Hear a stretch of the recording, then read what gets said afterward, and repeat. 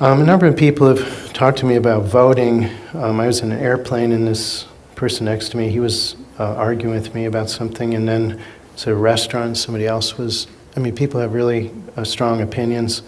But we have to base it on principles, not just on opinions.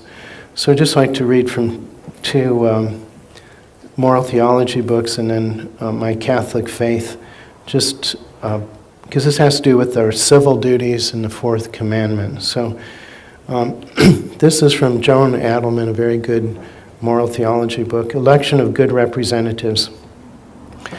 But before I'll preface it, even religious vote for superiors, and I think we have every 4 years or so, we elect a superior general and then his advisors, and it's a good thing because let's say you have a superior who's not very good, okay, then you can vote him on office, and he's at the top of the totem pole, he was a superior, but then later he wasn't a good superior, and then he's at the bottom of the totem pole.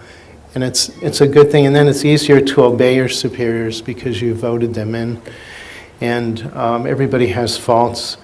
And then someone called me yesterday and they were saying, are we obliged just to vote for traditional Catholic representatives? Okay, there aren't too many. I don't know if, so that's not, if there was a choice, a traditional Catholic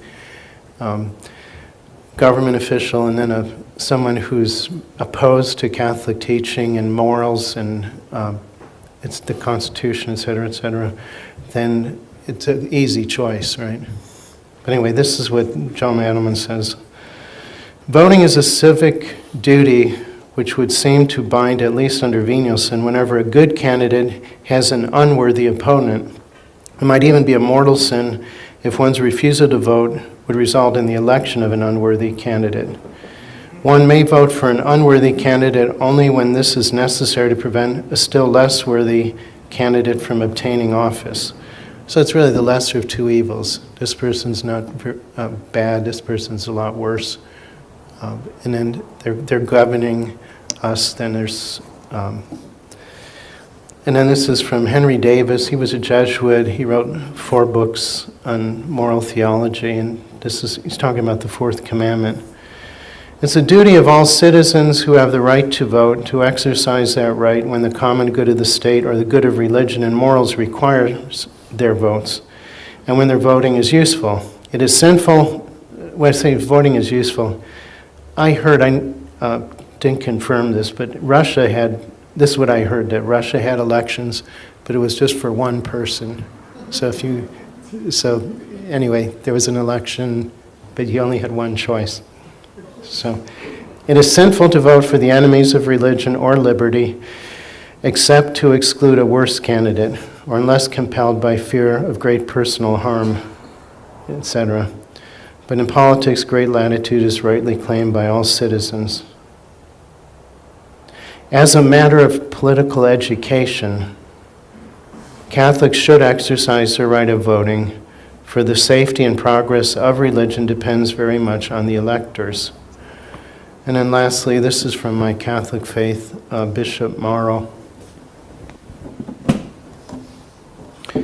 having to do with the fourth commandment and civic duties.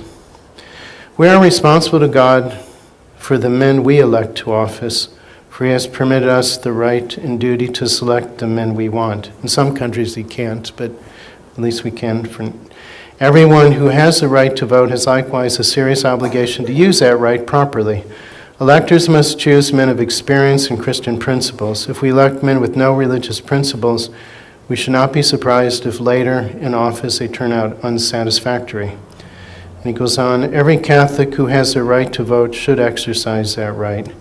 Matters closely connected with the life of the people are the constant subject of legislation or debate.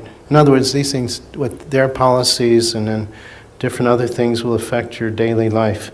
Even if your vote does not enable the good candidate to win, at least it will lessen the margin of his defeat.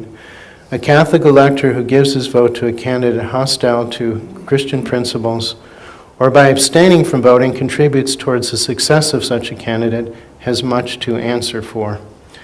It is a Catholic voter's duty to vote for candidates that will act justly in questions of morals and have the Christian principles at heart.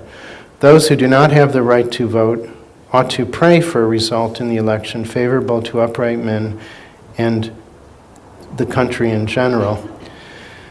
A Catholic elector must not vote for any candidate who despises the teachings of Christianity. Before voting, he should find out the candidate's view on education, marriage, etc. So it's good to, like I said, be educated, know what's at stake.